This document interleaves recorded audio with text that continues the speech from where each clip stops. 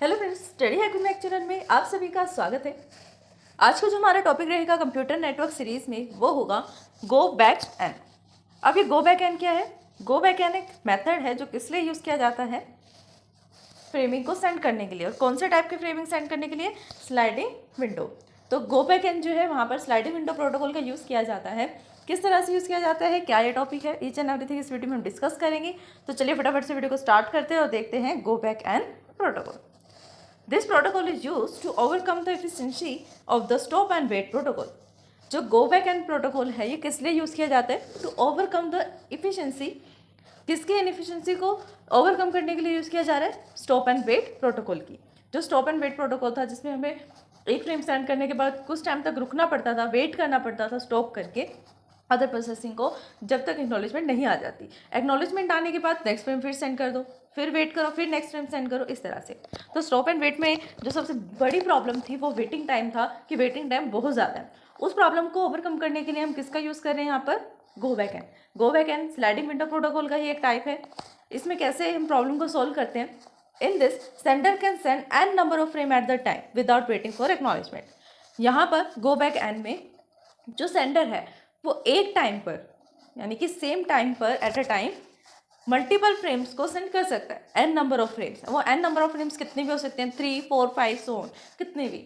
N number of frames का meaning है multiple frames, कि सेंडर जो है वो मल्टीपल फ्रेम्स को सेंड कर सकता है at a time without waiting for acknowledgement, बिना किसी एक्नॉलेजमेंट को रिसीव करे या बिना किसी एक्नॉलेजमेंट के लिए वेट करे। Copy of each transmitted from till until the receipt, यानी कि आपने सेंड तो कर दिया, यानी कि जो सेंडर है उसने नंबर ऑफ फ्रेम सेंड कर दी। सपोज करो कि उसको 10 नंबर फ्रेम सेंड करने हैं और उसने 1 फ्रेम सेंड किया, 2 किया, 3 किया, 4 किया, 5, यानी जितने भी नंबर ऑफ फ्रेम्स वो सेंड कर रहा है ना, फ्रेम तो सेंड कर दिए, बस उसकी एक कॉपी अपने पास सेफ रखेगा। कब तक रखेगा? जब तक उस पर्टिकुलर फ्रेम की उसको एक्नॉलेजमेंट नहीं मिल जाती कि रिसीवर को ये फ्रेम रिसीव हो चुका है।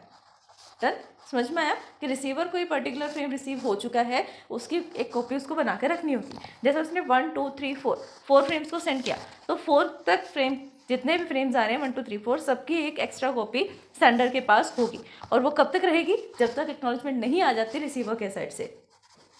In this when a particular frame is lost और डैमेज, इसके अंदर अगर कोई पर्टिकुलर फ्रेम गुम हो जाता है, लॉस्ट हो जाता है, या फिर कोई पर्टिकुलर फ्रेम डैमेज हो जाता है, अपने डेस्टिनेशन तक नहीं पहुंच पाया, किसी भी कारण से लॉस्ट हो गया या डैमेज हो गया, तो सेंडर जो है उस पर्टिकुलर फ्रेम को रीसेंड कर सकता है।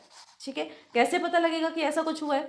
या तो सिंपल सी बात है कि रिसीवर ही बता दे कि उसके पास अभी तक कुछ रिसीव नहीं हुआ, या फिर ऐसा हो सकता है कि जैसे 1 फ्रेम सेंड किया गया, 2 सेंड किया गया, उनकी वेटिंग टाइम की जो लिस्ट है, वेटिंग टाइम जो है वो फिनिश हो जाए। लाइक सपोज करो कि 30 सेकंड तक एक फ्रेम के लिए वेट करना है। 1 फ्रेम की एक्नॉलेजमेंट अगर 30 सेकंड में आ गई तो ठीक है, नहीं तो रीट्रांसमिट हम कर देंगे फ्रेम नंबर 1 को। ऐसे 2 के लिए, 3 के लिए कोई फिक्स टाइमिंग होगा वेटिंग के लिए कि इतने टाइम तक वेट करो। सेंडर के लिए फिक्स टाइम होगा कि इतने टाइम तक वेट करो, अगर आपको एक्नॉलेजमेंट आ गई तो ठीक है, नहीं आई तो पर्टिकुलर फ्रेम को रीसेंड कर देना और समझ जाना कि या तो ये लॉस्ट हो गया, डैमेज हो गया, या किसी भी कारण से रिसीवर को रिसीव नहीं हुआ है। ठीक है? इसी कारण से हम क्या करते हैं, एक एक्स्ट्रा कॉपी रखते हैं जब तक एक्नॉलेजमेंट नहीं आती, ताकि हमारे पास कोई ना कोई डेटाबेस रहे, कोई एक्स्ट्रा कॉपी रहे जिसको हम ट्रांसमिट कर सकते हैं। फॉर एन एग्जाम्पल के लिए हम लेते हैं, सपोज करो कि सेंडर ने सेंड करने हैं 0 से लेकर 6 फ्रेम, यानी कि 7 फ्रेम्स को सेंड करना है, वो भी 0 से लेकर 6 तक। कहाँ पे करना है? Receiver and. वो तो थी सेंडर एंड की बात, अब रिसीवर एंड। रिसीवर एंड पे क्या होगा? The frame 2 was reported damage. Frame number 2, यानी कि 0 फ्रेम, 1 फ्रेम, अब जो 2 फ्रेम, यानी कि तीसरे नंबर पे जो फ्रेम आएगा। अब काउंटिंग, जो टोटल नंबर ऑफ फ्रेम्स हम सेंड कर रहे हैं वो तो 7 है, लेकिन काउंटिंग जो है रिप्रेजेंटेशन के लिए वो 0 से स्टार्ट की गई है। इसका मतलब जो सेकंड फ्रेम आएगा वो 3rd नंबर वाला फ्रेम है। तो जो सेकंड फ्रेम है उसने रिपोर्ट किया कि वो डैमेज है, तो अब क्या होगा? Now the sender will resend the frame 2 to 6। अब उसको पता लग गया कि 2 वाला फ्रेम जो है वो पहुंच नहीं पाया, डैमेज हो गया या लॉस्ट हो गया, कुछ ऐसा।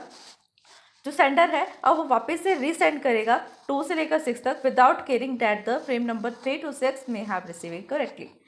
सेकंड फ्रेम के बाद जितने भी बचे हुए फ्रेम होंगे वो सबको सेंड करेगा, बिना ये सोचे समझे कि हो सकता है खाली सेकंड फ्रेम ही डैमेज हुआ हो। 1 से लेकर 6 तक में हो सकता है कि खाली सेकंड फ्रेम डैमेज हुआ है, लेकिन वो फिर भी 3 से लेकर 6 वाले फ्रेम दोबारा सेंड कर देगा, जिससे मेमोरी इंक्रीज हो जाएगी। वो ऐसा क्यों करेगा? देखिए होता क्या है यहाँ पर, जैसे यहाँ पर 0 से लेकर 6 फ्रेम हमें सेंड करनी है। इस एग्जाम्पल से अलग एग्जाम्पल लेंगे। या फिर हम लेते हैं कि 0 से लेकर हमें 9 फ्रेम तक सेंड करने हैं, राइट। अब हमने 0 फ्रेम सेंड कर दिया, 1 कर दिया, 2 कर दिया, 3, 4 तक करा, 1 की एक्नॉलेजमेंट आ गई, 2 की आ गई, 5, 6 करा, लेकिन किसकी एक्नॉलेजमेंट नहीं आई?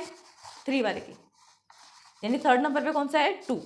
1 की एक्नॉलेजमेंट आ गई, 2 की आ गई, थर्ड वाले की एक्नॉलेजमेंट नहीं है।